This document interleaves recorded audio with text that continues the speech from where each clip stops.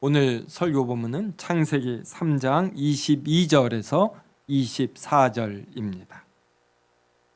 하나님의 말씀 봉독하겠습니다. 여호와 하나님이 이르시되 보라, 이 사람이 선악을 아는 일에 우리 중 하나같이 되었으니 그가 그의 손을 들어 생명 나무 열매도 따먹고 영생할까 하노라 하시고, 여호와 하나님이 에덴 동산에서 그를 내보내어 그의 근원이 된 땅을 갈게 하시니라. 이같이 하나님이 그 사람을 쫓아내시고 에덴 동산 동쪽에 그룹들과 두루 도는 불칼을 두어 생명 나무의 길을 지키게 하시니라. 아멘. 성도 여러분, 설 명절 잘 보내고 계신지요? 설, 추석과 같은 명절이 되면 대부분의 사람들은 가족, 친인척과 같이 시간을 보냅니다.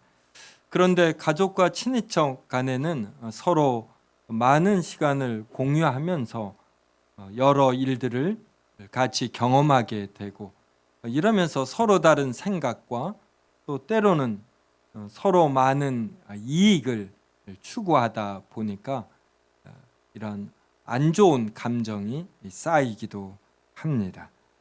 그래서 가족과 친인척임에도 불구하고 아예 안 만나기도 하고, 또 명절 때 부득이에 만나지만 의무방어전 치르듯 잠시 얼굴 보고 빨리 헤어지는 이러한 경우도 적지 않이 있습니다. 이걸 제가 알게 된 것은 어제가 설 명절이지 않습니까?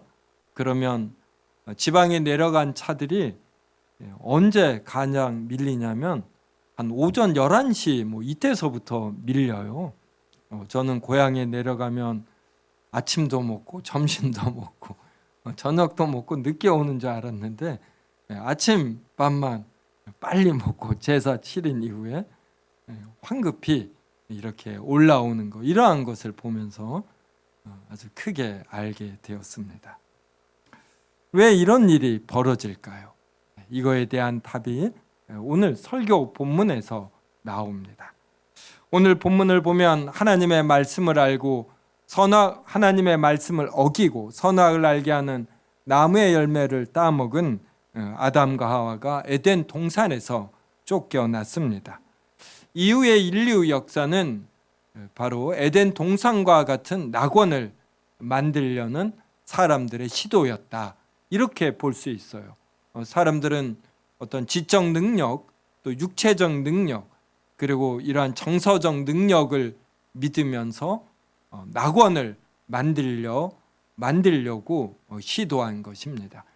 여러분이 조금 관심을 갖고 철학이나 그리고 과학이나 어떤 미술과 음악과 영화로 대표되는 이러한 예술들을 보면 전반적인 흐름이 끊임없이 사람의 어떤 완전한 능력, 사람이 스스로 낙원을 만들 수 있다라는 이러한 명제를 향해 달려가고 있는 것을 지켜볼 수가 있습니다.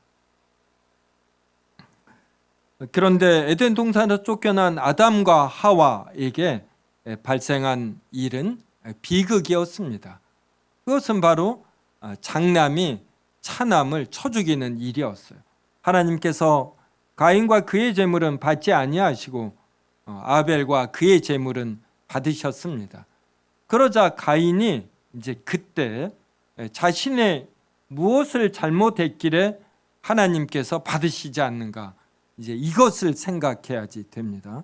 그런데 사람들은 하나님께서 무엇을 받지 아니하시잖아요. 그러니까 사람들이 이걸 수용하지 않을 때, 그 사람을 인정하지 않을 때 이것을 자신의 잘못을 살피지 아니하고 몹시 분하고 화를 냅니다. 가인이 그랬어요. 그래서 얼굴이 불그락 푸르락 해졌고 아벨을 들로 위인해서 그를 쳐 죽였습니다. 그러니까 아담과 하와는 에덴 동산에서 쫓겨난 이후에 에덴 동산과 같은 낙원을 만들지 못하고 자신의 가족에서 이렇게 존속살인이라는 이러한 일을 경험한 것이에요.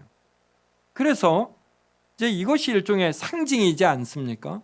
사람이 하는 모든 일들은 바로 이 사람들 간의 관계 문제로 인해서 깨질 수밖에 없다.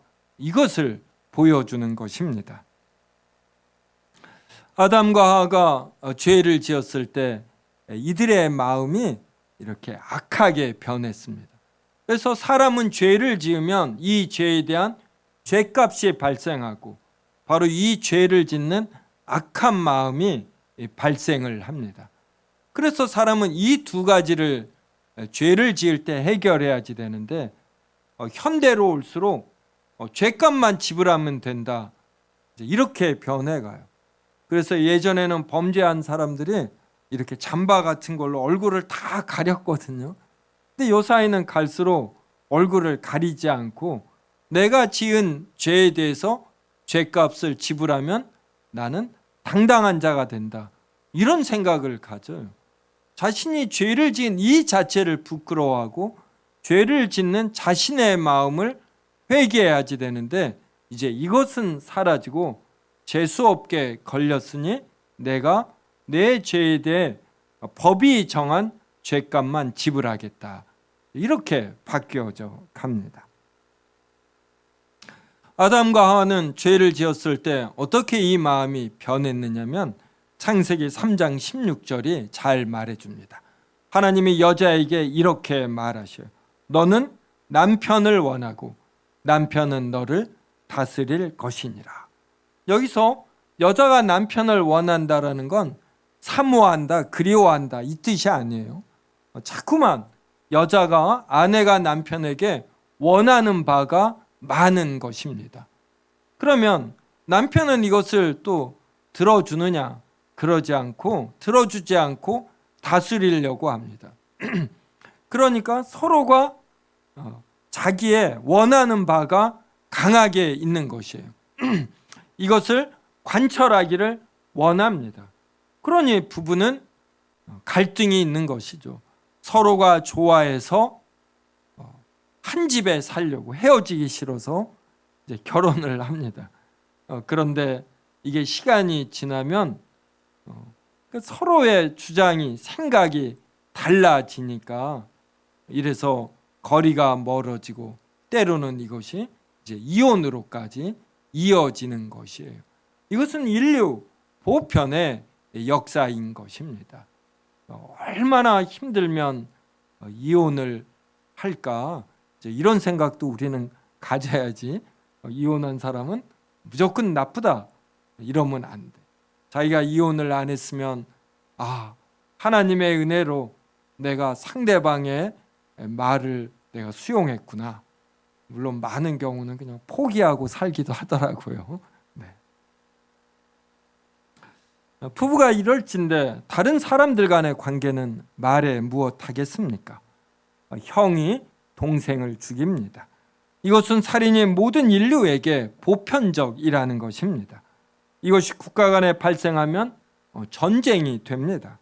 인류 역사에서 반목과 질시와 이혼과 살인과 전쟁이 없었던 때가 없었습니다.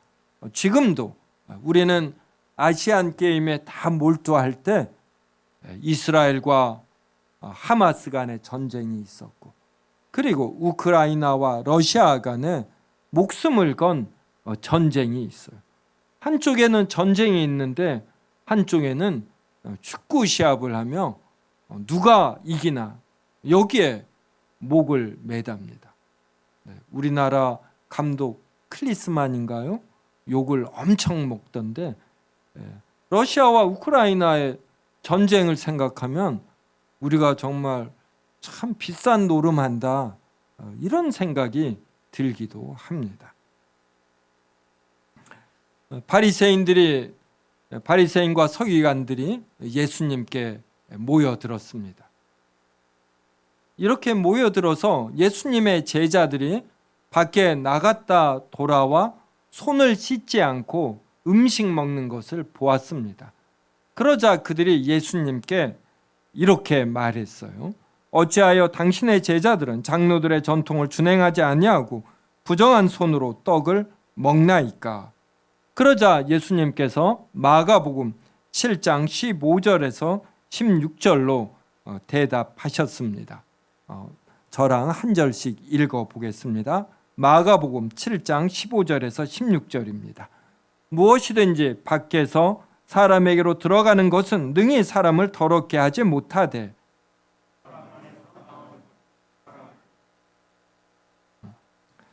이것이 무슨 뜻인지 제자들에게 마가복음 7장 20절에서 23절로 그 뜻을 알려주셨습니다.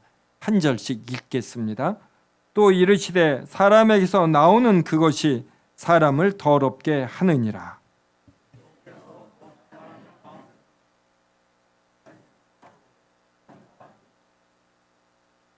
간음과 탐욕과 악독과 속임과 음탕과 질투와 비방과 교만과 우매함이니. 23절 같이 읽겠습니다. 시작.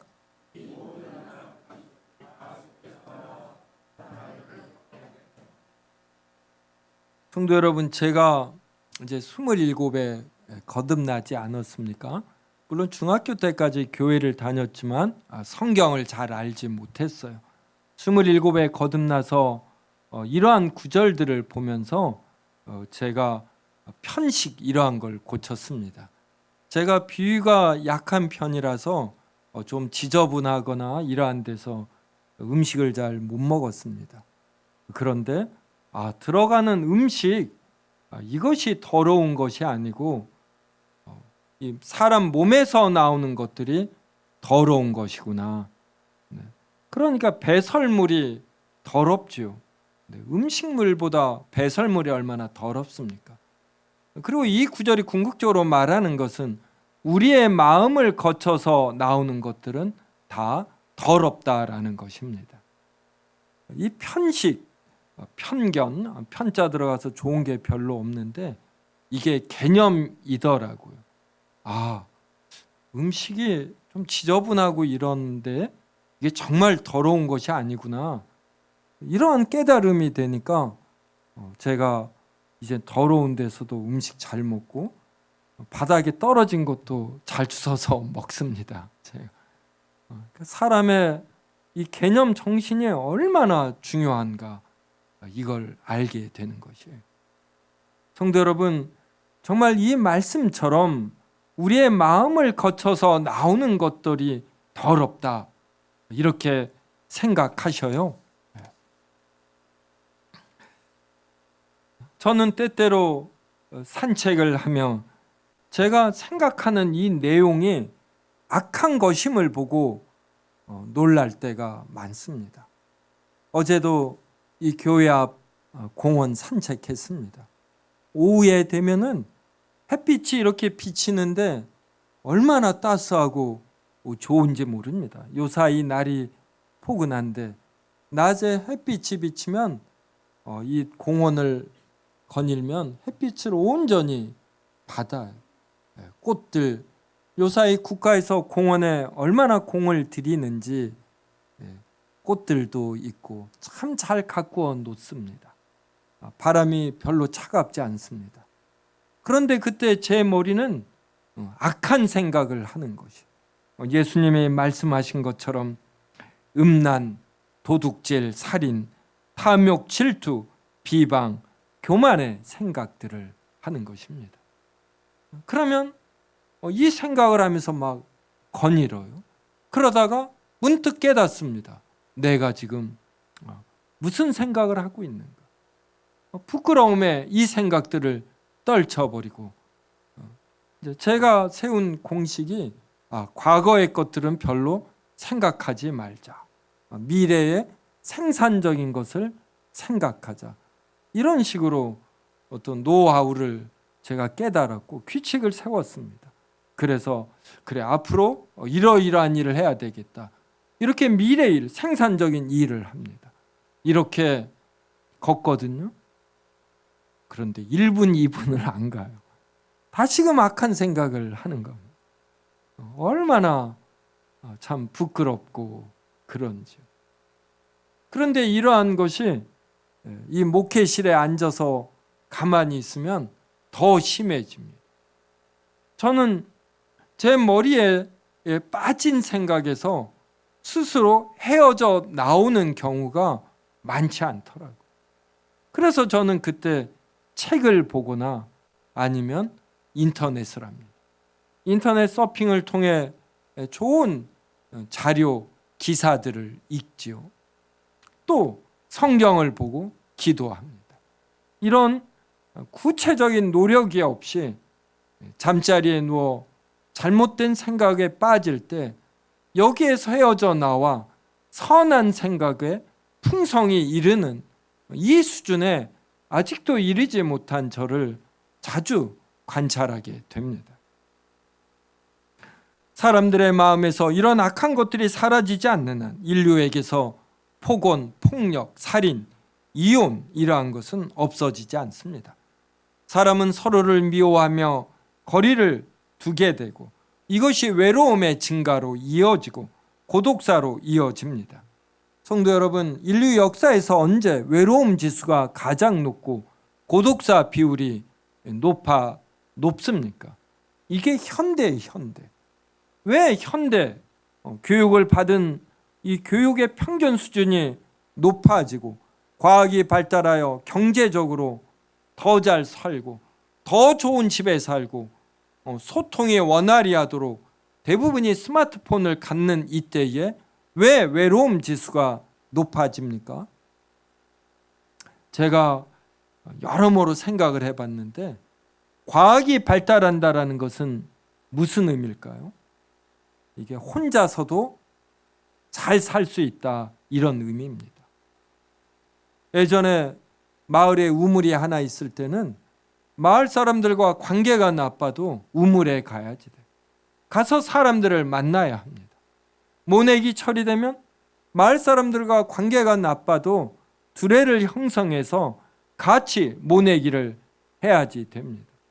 도무지 혼자서 살 수 있는 이러한 구조가 아니었어요. 그래서 외로움 지수가 떨어지고 명절이 되면은 마을 사람들끼리도 서로 세배를 하고 그랬어요.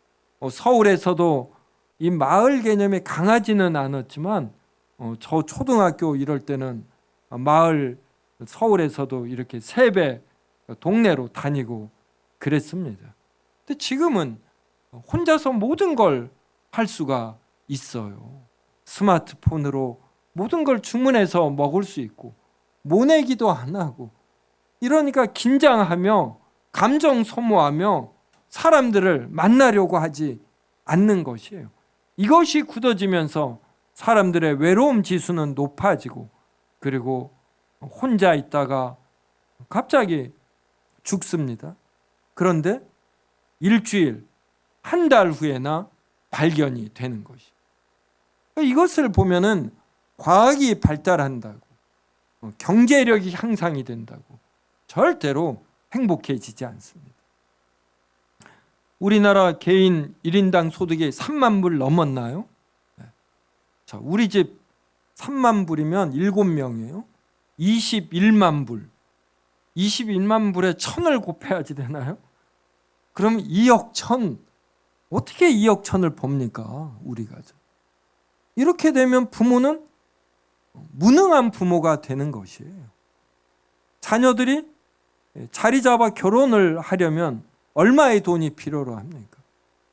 그러니까 우리나라는 경제력이 향상이 되면서 사람들은 더 긴장을 해야지 되는 거죠. 이것은 우리나라만이 아니에요. 경제력이 향상되는 모든 나라에게 발생되는 공통된 현상인 것입니다.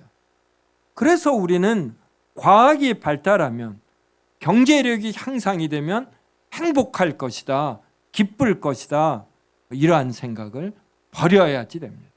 행복은 먹을 것과 입을 것이 있으면 만족한 줄 아는 데 있는 것이에요.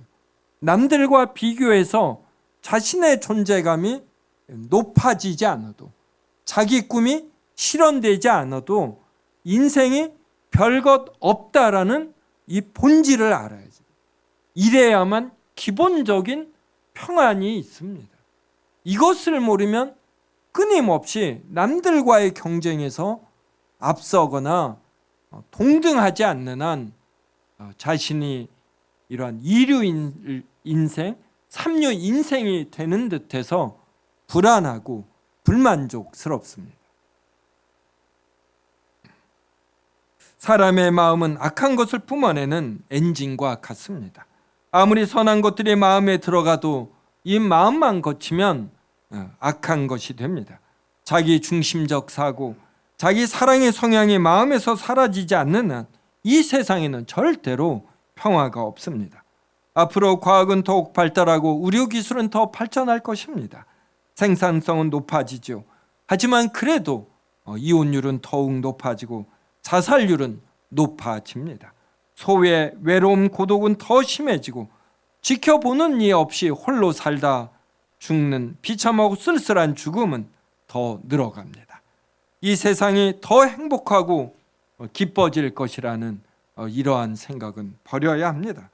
사람에게는 절대로 이렇게 할 능력이 없습니다. 에덴 동산에서 쫓겨난 사람들에게 낙원은 존재하지 않습니다. 마음의 근본적인 수술이 없는 한 과학의 발달, 대중교육의 보급, 의료기술의 발달은 절대로 낙원으로 연결시키지 않습니다. 성도 여러분, 오늘 교독문이 73번 이사야 65장입니다. 우리 다시 한번 저하고 교독하겠습니다. 보라, 내가 새하늘과 새 땅을 창조하나니 너희는 내가 창조하는 것으로 말미암아 보라, 내가 예루살렘을 즐거운 성으로 창조하며 그 백성을 기쁨으로 삼고 우는 소리와 부르짖는 소리가 그 가운데서 다시는 들리지 아니할 것이며 사자가 소처럼 짚을 먹을 것이며 뱀은 흙을 양식으로 삼을 것이니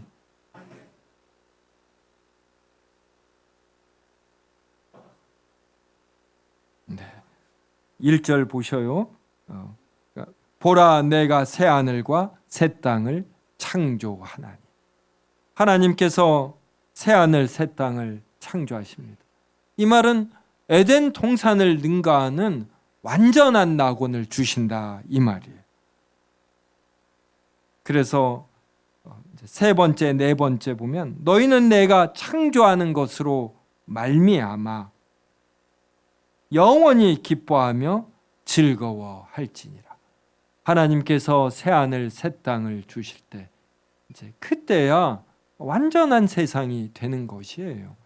그러면서 8절 보십시오. 이리와 어린 양이 함께 먹을 것이며 사자가 소처럼 짚을 먹을 것이며.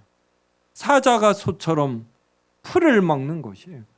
성경은 짐승에게 관심이 없어요. 사자가 소처럼 짚을 먹는다라는 것은 사람의 이 마음이 선한 엔진으로 바뀐다.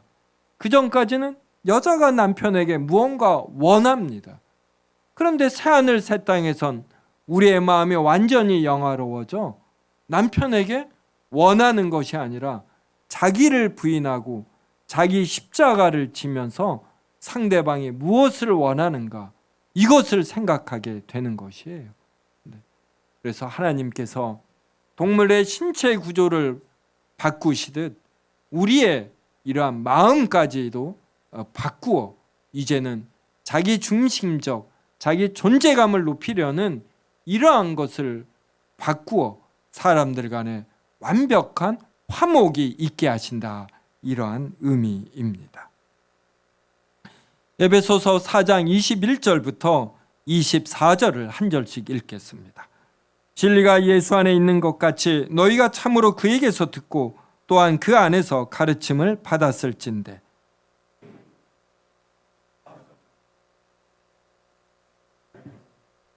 오직 너희의 심령이 새롭게 되어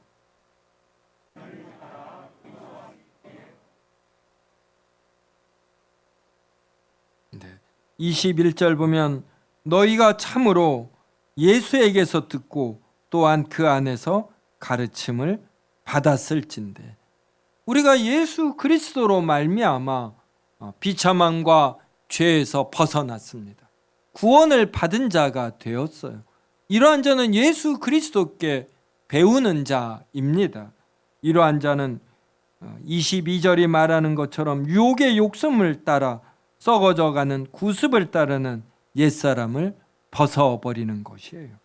그 다음에 우리의 심령이 새롭게 되어 하나님을 따라, 이 말은 하나님의 형상을 따라, 이 말이에요. 우리가 하나님의 형상으로 지음을 받지 않았느냐?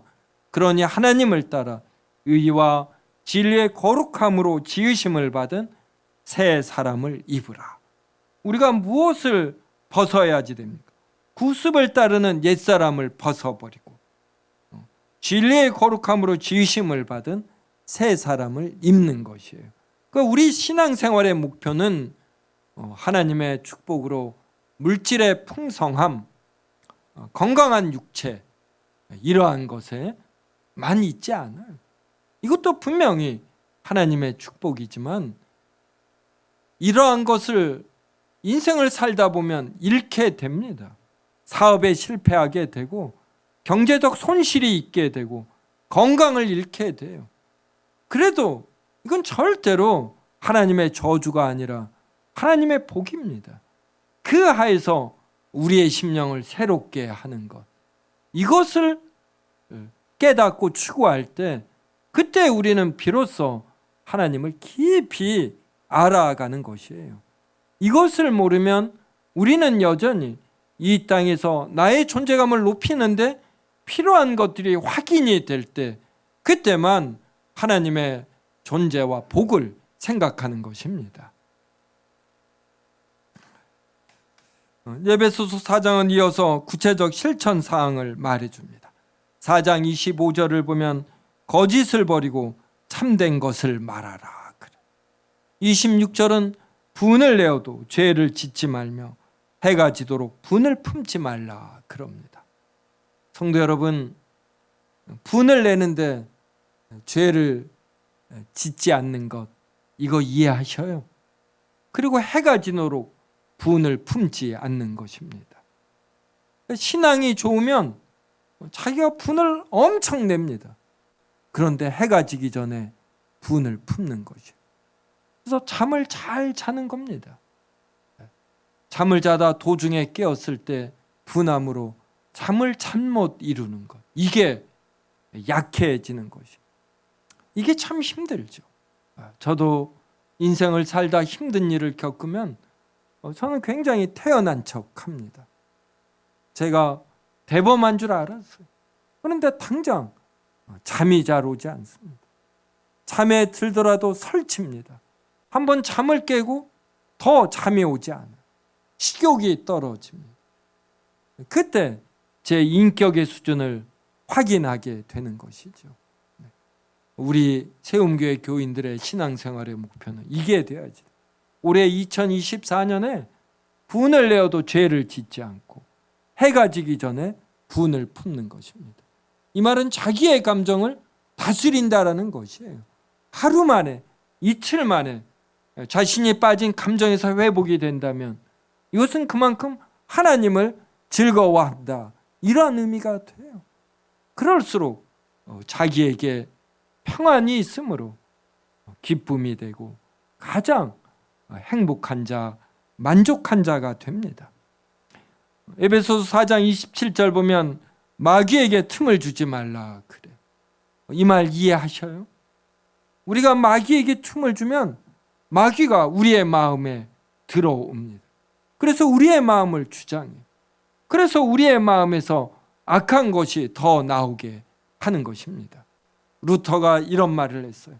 새가 우리 머리 위로 날아가는 것은 어쩔 수 없지만 그 새가 둥지를 틀게 해서는 안 된다. 마귀에게 틈을 준다. 이 틈이 영어로는 플레이스 되어 있어요. 이런 공간, 장소를 준다 이 말이에요. 마귀가 우리의 마음을 차지해서 영역을 넓히도록 우리가 이 틈을 주면 안 되는 것입니다. 악한 생각이 일 때, 남에 대한 분노와 해코지하고 싶은 마음이 이를 때 우리는 이것을 박차버려야 하는 것입니다. 그래야만 자신이 속한 가정과 교회와 직장에 평안이 있는 것이에요. 자신의 옳음을 드러내는 것, 이것은 1차적 일입니다. 상대방이 틀림을 알고도 그와 화목하는 법을 아는 것, 이것이 높은 수준의 차원입니다. 4장 29절은 무릇 더러운 말은 너희 입 밖에도 내지 말고 오직 덕을 세우는 데 소용되는 대로 선한 말을 하여 듣는 자들에게 은혜를 끼치게 하라, 이럽니다. 참 입을 절제하기가 얼마나 힘든지요. 그래도 우리는 이것을 위해 노력해야지 돼요. 나는 별 수 없는 사람이다, 이러한 식의 포기가 아니라 더 나음을 향한 이러한 지치지 않는 싸움을 해야지 됩니다. 나는 적당히 살겠다, 이러한 거 그리스도인에게는 없습니다. 그래서 우리는 더러운 말은 입 밖에도 내지 않으려고 하고 오직 덕을 세우는데 소용되는 선한 말을 해야지 돼요. 자신의 존재감, 자신이 아는 것을 드러내려고 이러한 말을 하는 것이 아니라 내가 이 말을 하면 상대방이 좋아할까? 상대방에게 덕이 될까? 내가 이 말을 하지 않고 남으로 하게 해서 이 사람이 높아지게 하는 것, 이것이 진정 신앙인의 자세입니다. 4장 30절은 이렇게 말합니다. 하나님의 성령을 근심하게 하지 말라. 그 안에서 너희가 구원의 날까지 인치심을 받았느니라. 하나님의 성령께서 우리 안에 내주하십니다. 그 거룩하신 성령님을 우리가 근심하게 하면 안 돼요. 성령님은 우리 안에 계시며 우리가 잘하나 잘못하나 지켜보다가 잘못하는 자를 징계하시려고 이렇게 벼르고 계신 분이 아닙니다. 우리 안에 내주하시며 우리를 위해 말할 수 없는 탄식으로 기도하셔요. 우리로 하여금 거룩한 하나님의 형상을 닮아가는 삶을 살도록 말할 수 없는 탄식으로 기도하시고, 부활하신 예수 그리스도께서는 하나님 우편에서 우리를 위해 기도하십니다. 이렇게 삼위 하나님이 우리를 도우셔요. 그래서 우리가 우리의 이 거룩함을 향한 노력, 이것이 지속이 될 때 우리에게 반드시 풍성한 열매가 있게 되는 것이에요. 그래서 우리는 우리의 실력을 높이기 위해서 노력을 하고, 돈을 벌기 위해서 노력을 하고, 나의 신부감을 높이기 위해서 신분을 높이기 위해 노력해야지 됩니다. 그런데 동시에 바로 우리의 인격을 높이기 위해서, 신앙의 인격을 높이기 위해선 더 노력해야 하는 것이에요. 그럴 때에만 자신이 속한 공동체에 평화가 있습니다. 여러분이 회사에서 1등 한다고 해보십시오. 2등이 아마 가장 아쉬워할 거예요. 이게 2등의 피해죠. 다른 사람들의 마음은 편하지 않습니다.